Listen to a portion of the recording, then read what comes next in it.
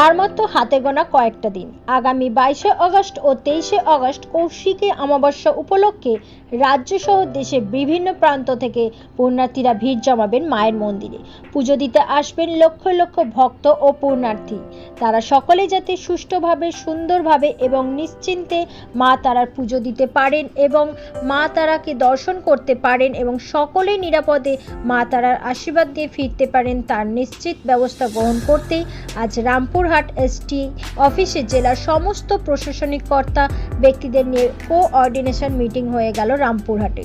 উপস্থিত ছিলেন পশ্চিমবঙ্গ সরকারের deputy speaker doctor Ashis Bandyopadhyay, Birbhum জেলার সভাধিপতি ফাইজিল হক, মহকুমা শাসক সৌরভ পান্ডে সহ বিভিন্ন দায়িত্বপ্রাপ্ত আধিকারিকেরা, এছাড়া মন্দির কমিটির সভাপতি সম্পাদক সহ অনেকে।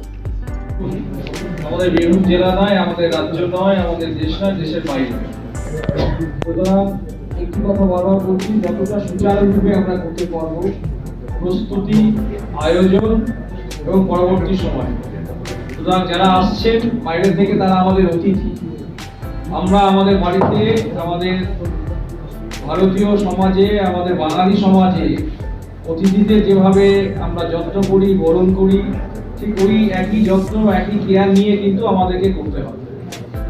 সুতরাং এইটা আমরা মাথায় রাখবো এবং এটা সভাধিপতি সাহেব বললেন, এটা একটা টিম গেম।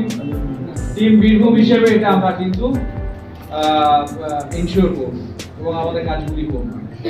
এবং আমাদের দৃঢ় বিশ্বাস, এখানে আমি বলে কোনো কনসেপ্ট নেই, আমাদের দৃঢ় বিশ্বাস অতীতে যেভাবে আমরা হাতে হাত মিলিয়ে, কাঁধে কাঁধ মিলিয়ে করতে পেরেছি, এবছরও কিন্তু আমরা ওইভাবেই কিন্তু আমরা সামগ্রিকভাবে সার্বিক সহযোগিতায় আমরা আরো ভালো করতে পারবো।